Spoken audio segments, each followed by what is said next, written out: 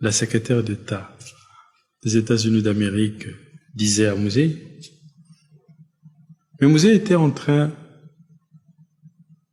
de réagir en disant, mais madame, si vous ne pouvez pas me respecter en tant que chef d'État africain,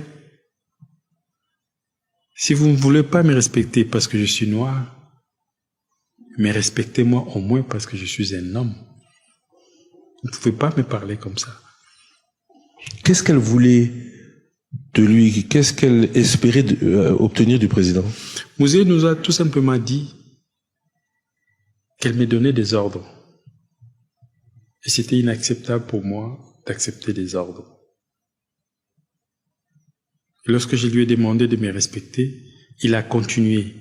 Il me parlait de manière peu courtoise. Et j'ai décidé de lui raccrocher au nez. Mais ce qui est bon à savoir, c'est l'après. On dit que l'après, c'est le président Kabila qui regrette son geste et qui pense que il ne s'en tirera pas de manière aisée. Ça, c'est mal connaître Mouzé. Mouzé, il raccroche au nez. Il reste sur sa proposition, sur sa position. Mais il se trouve que quelques mois après, Mouzé est invité aux Nations Unies, à l'Assemblée générale des Nations Unies, à New York. Il a beaucoup hésité pour y aller, parce qu'il y avait ces conflits-là, ces malentendus-là. Il m'a envoyé en équipe d'avance aux États-Unis pour sonder. Je suis arrivé, j'ai parlé avec notamment Richard Holbrooke, qui était ambassadeur des États-Unis aux Nations Unies. Il m'a rassuré que rien ne se passera. Il est vraiment invité du gouvernement américain. Il aura les égards dus au chef de l'État, qui ne s'inquiète pas pour cet incident. Mais voilà. Je rassure Mouzé, et Mouzé débarque à New York. Et quand il débarque,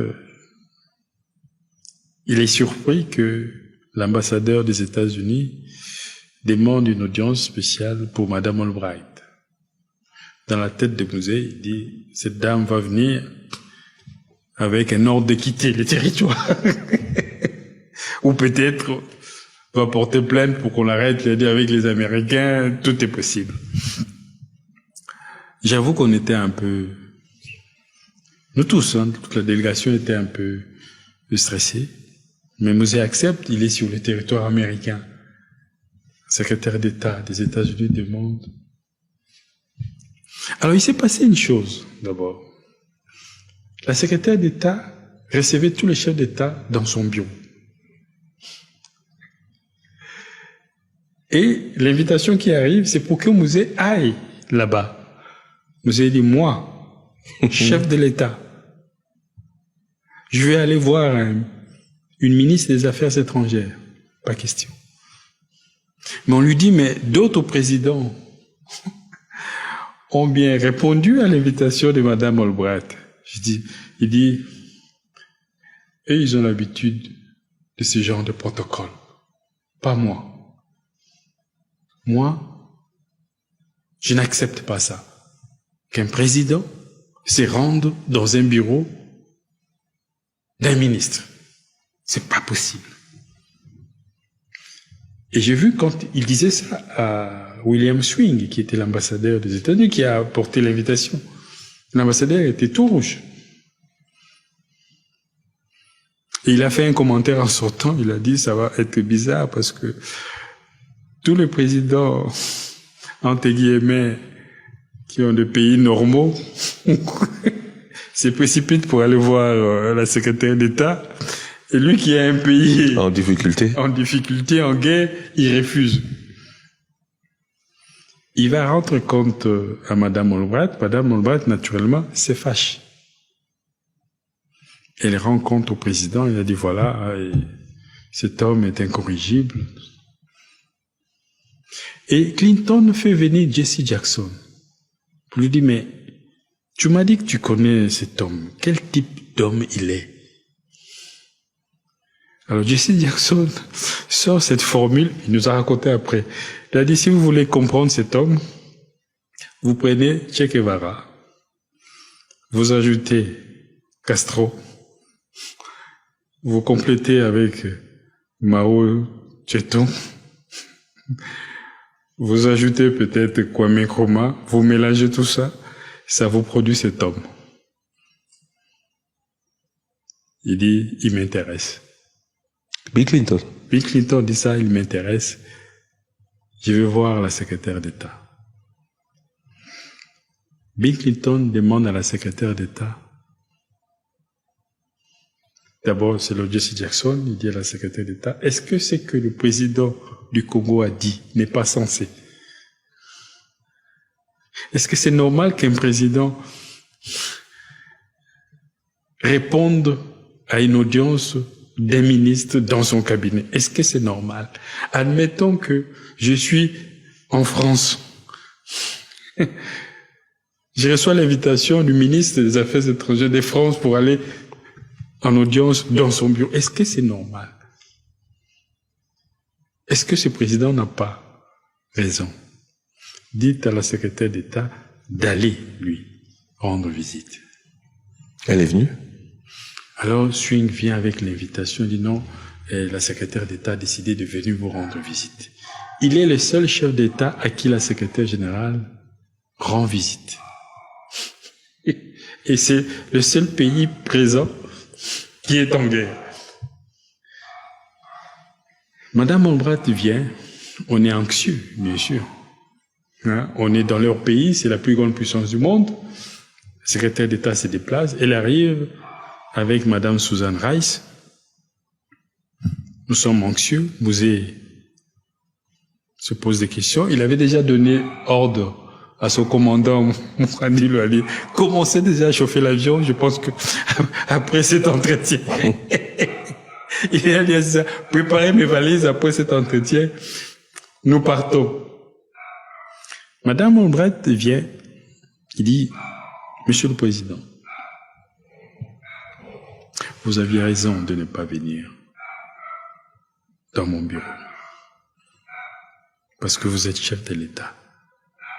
Je vous dois du respect. Et pour ce qui s'est passé entre nous, retenez ça très bien pour l'histoire. C'est la première fois que quelqu'un en parle. Le coup de fil. Pour l'affaire du coup de fil. Quand il leur a accroché le... Oui. Madame Albright lui dit, je vous présente mes excuses. Je n'étais pas aimable envers vous. Je n'étais pas respectueuse envers vous. Je vous présente mes excuses. D'emblée. Ah, Mouzé, tout étonné, il répond, vous faites sans réfléchir, vous êtes sûr? Madame Albright dit, moi je suis sûr, mais vous, on m'a dit que vous êtes un homme coriace.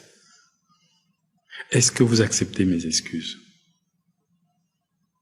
Vous avez dit non, j'accepte vos excuses parce que je vois qu'elles sont sincères.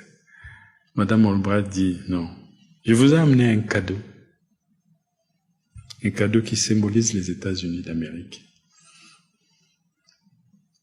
Et on nous a dit que vous n'aimez pas beaucoup ce pays. Si vous acceptez ces cadeaux, c'est que vous aurez accepté mes excuses. Il avait un chapeau Borsalino qui symbolise l'oncle Sam.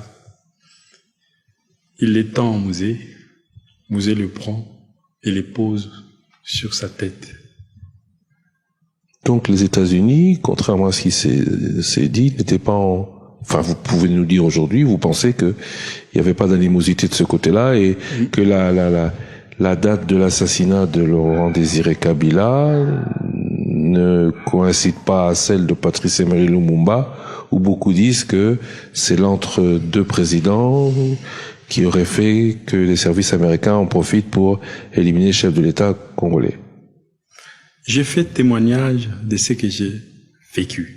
L'émission s'appelle Témoignage. Mémoire. mémoire et témoignage. Donc, je rends compte de ma mémoire, ce que j'ai vu et ce que j'ai entendu.